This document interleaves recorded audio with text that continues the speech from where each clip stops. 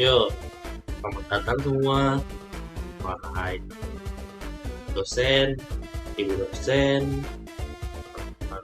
mahasiswa, dan selamat selamat pagi, siang, sore ataupun malam, sesuai nanti saya upload. Ya, itu. Oh iya, ini opening saya yang kedua.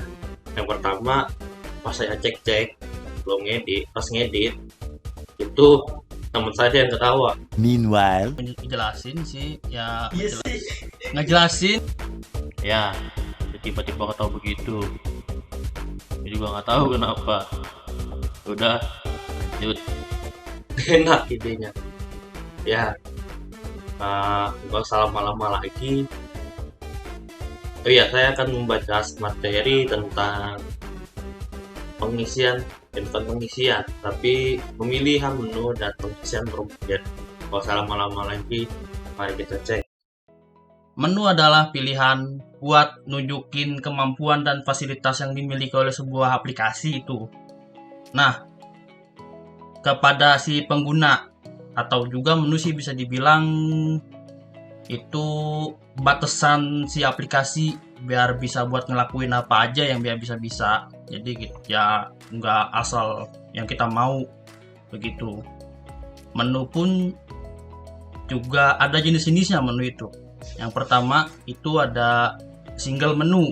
Single menu itu adalah menu yang berdiri secara independen dan tidak mempengaruhi yang lainnya. Ya, menu single, menu yang cuma satu. Yang pertama itu ada binary menu. Binary menu adalah menu yang terdiri dari dua pilihan yang biasanya hanya berisi yes atau no. Ya, kayak biasa pertanyaan interogasi iya atau enggak, ya gitulah pokoknya. Untuk contohnya, binary menu itu seperti ini. Nah, bisa dilihat kan? Nah, ini juga cuma begini doang nanyanya, cuma yes atau no, nggak ada yang lain. Udah apa belum? Nggak ada begitu, ya. Udah. Kita lanjut ke multiple item. Multiple item itu menu yang banyak banget. Nggak banyak banget sih. Ya paling ada 2 atau 3 pilihan gitu, kayak pilihan ya kayak lu dikasih pertanyaan suruh milih gitu. Ya pokoknya begitulah. Buat contohnya itu begini multiple item. Biasanya kita disuruh ngisi, disuruh mencet-pencet gitu, misalnya kita mau apa, mau ayam filet atau scallop, kerang ya semacam gitu. Biasanya ini buat menu pilihan kalau ada di menu-menu. Dan yang ketiga adalah multiple selection. Multiple selection itu kita bisa milih menu yang bisa milih lebih dari satu, sama kayak multiple item, tapi kalau multiple item itu cuma bisa milih satu. Kalau multiple selection itu bisa milih banyak, semuanya kadang bisa dipilih, tergantung sih yang ngoding bagaimana. Ya contohnya, untuk contohnya ada begini ya, ini aja kan bisa diisi 2, berarti emang tergantung yang ngoding mau bisa dipilih apa dipilih. Pilih semua juga bisa kadang. Nah, kita lanjut ke menu lupa berapa menu, pokoknya itu menu pull down and pop up. Menu ini biasanya ada pada menu bar atas. Kalau pull down itu biasanya ada di atas menu bar. Kalau pop up itu keluar dari itu, dari muncul lah tiba-tiba begitu dari aksi si pengguna.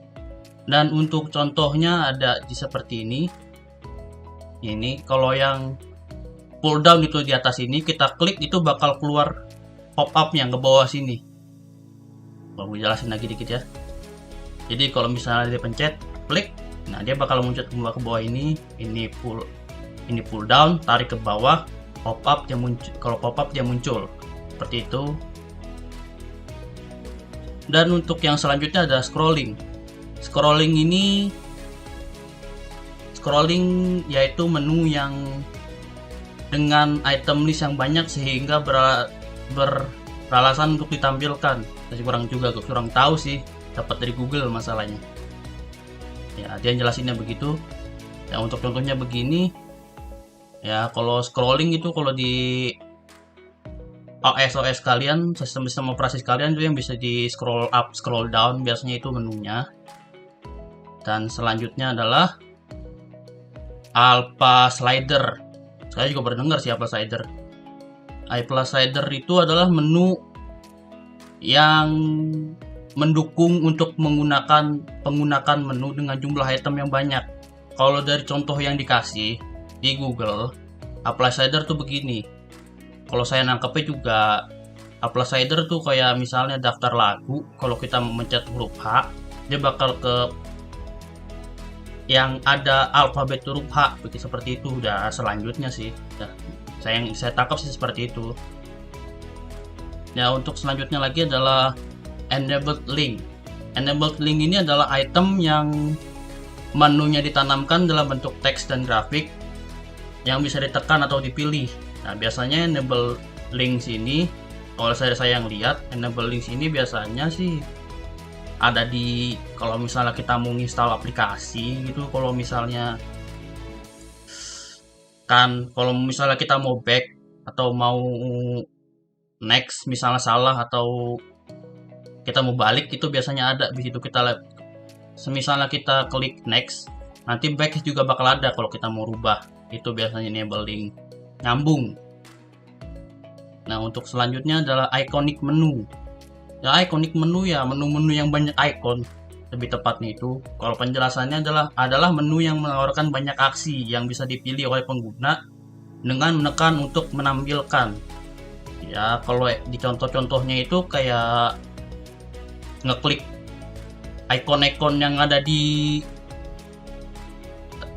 menu utama, diklik itu menunya kebukanya apa. Kalau misalnya diklik ikon ini ntar menunya kebuka apa, seperti itu.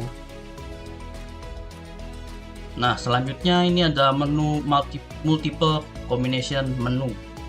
Multiple combination menu itu ada 3 sekarang. Ada 3 atau 4? 4.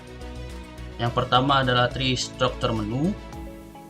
Tree structure menu itu adalah kumpulan menu yang menjadi satu, disatuin. Kalau penjelasannya sih saya coba jelasin aja ya. Tree structure menu itu adalah ketika kumpulan item berkembang dan menjadi sulit dipelihara dalam kendali intelektual perancangan yang dapat membentuk kategori item-item yang serupa, membentuk struktur T. Jadi kayak pohon. Kalau dari contoh yang saya lihat sih, ya begini. Jadi menu yang beranak lah saya nyebutnya gitu. Menu yang beranak, kalau misalnya saya bentuk kategori, nah kategori sini ada menu lagi, kelihatan nggak? Gedein lagi ya. Coba kita gedein lagi nih. Misalnya kita klik kategori, di sini kita pilih ke fashion wanita, kan ada menu lagi, dia bakal kebuka lagi nih Bu. Kalau udah kebuka lagi, kita klik lagi, ini dia bakal ada lagi kebuka. Ini ya struktur sih lebihnya kayak begitu sih. Udah, kita lanjut aja ke linear sequence. Linear sequence itu adalah menu yang membantu user dalam membuat suatu pilihan yang kompleks dan biasanya berguna bagi novice user. Ya, kalau dari dengar saya lihat sih biasanya ini menu-menu kayak di menu atas aplikasi. Kalau kita mau bikin file atau edit, itu biasanya gini, kita pencet ini, nanti ada git, ada itunya lagi ya, semua kayak gitu. Nah, untuk selanjutnya itu adalah simultaneous menu. Itu adalah menu yang memungkinkan secara bersamaan dan memperbolehkan user untuk memasukkan pilihan secara sembarang. Jadi menu ini itu bisa kita masukin, bisa kita input datanya kapan bareng-bareng juga. Kadang-kadang kiri itu bisa diklik dua-duanya, atau isinya juga bisa asal juga nggak apa-apa. Untuk contohnya seperti ini ya, saya gedein lagi dikit ya.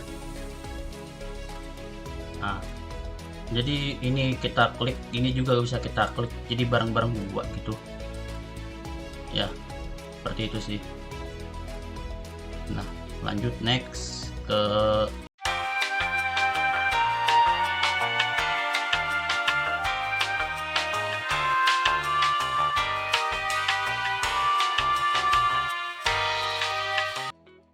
selanjutnya itu ada menu maps.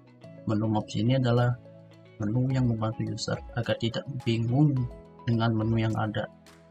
Menu ini ya biasanya digunain di bawah-bawah buat jelasin sesuatu seperti begini. Biasa di web ini banyak, kalau mau cari helpdesk atau my account atau ya seperti itu. Ini biasa ada di bawah-bawah web buat about ya company itu. Nah, sekian untuk menu. Belum nih. Nah, sekarang ada petunjuk pembuatan menu. Petunjuk pembuatan menunya itu biasanya ada pengkelompokan menu berdasarkan jenis yang digunakan. Praktekkan tata letak posisi dengan grafik, angka, ataupun judul. Yang ketiga, gunakan item sebagai judul untuk subtree. Yang keempat, gunakan kalimat yang singkat. Yang kelima itu biasanya perhatikan posisi. Yang terakhir, berikan pilihan untuk kembali ke menu sebelumnya atau ke menu awal. Itu petunjuk umum buat pembuatan menu. Nah, kita sekarang lanjut ke formulir. Formulir itu adalah suatu penerapan dokumen dilengkapi dengan spasi. Ya, juga bisa disebut bidang atau penampung yang digunakan untuk menulis atau memilih dan memasukkan data. Seperti itulah formulir. Saya nyari-nyari juga materinya nggak ada masalah formulir ini, jadi langsung ke pedoman untuk perancangan formulir. Yang pertama, judul yang berarti. Yang kedua, instruksi yang dapat dipahami. Yang ketiga, pengkelompokan dan pengurutan field yang logis. Yang keempat, tata letak yang menarik secara visual. Yang kelima, visual, perhatikan alignment. Yang kelima, selanjutnya adalah label yang dikenal. Ketujuh, peristilahan yang disingkat yang konsisten. Selanjutnya, ruang kosong dan data batas field yang harus jelas terlihat, nggak boleh lebih. Selanjutnya ada pergerakan kursor dan batas field yang perlu diisi itu harus jelas dan kelihatan biar orang nggak bingung biasanya batasnya sampai mana. Selanjutnya ada koreksi kesalahan untuk karakter dan field. Ini misalnya kalau ada orang-orang tipu-tipu lagi ngisi formulir pas di next, nanti ada bakal notifnya kalau itu salah. Pesan kesalahan untuk menilai yang tidak dapat diterima. Ya sama, ini lagi sambungan yang ini pesanan nanti keluar bakal pesan yang ini. Selanjutnya field opsional perlu ditandai dengan jelas atau sebaliknya field yang wajib diisi harus ditandai. Saya juga kurang paham. Pesan yang jelas bagi field jika memungkinkan. Selanjutnya adalah sediakan tanda selesai dari penyelesaian secara otomatis. Jadi nggak boleh selesai otomatis, jadi harus diisi benar-benar, ya lanjut, isi lagi benar, ya lanjut, baru finish. Nggak boleh dia lagi diisi tiba-tiba selesai, udah hitungan waktu nggak boleh. Selanjutnya adalah variasi dalam isian field pada formulir. Biasanya itu ada combo box. Combo box itu adalah kombinasi antara list dengan text box, dan juga adalah coded field. Itu ya field yang punya max dengan format isian khusus. Jadi misalnya kalau harus angka, titiknya harus angka, huruf harus huruf, nggak bisa yang lain. Nah, sekian dari penjelasan saya. Kurang lebihnya mohon maaf, kayaknya kurangnya banyak. Wabillahi taufiq wal hidayah. Wassalamualaikum warahmatullahi wabarakatuh.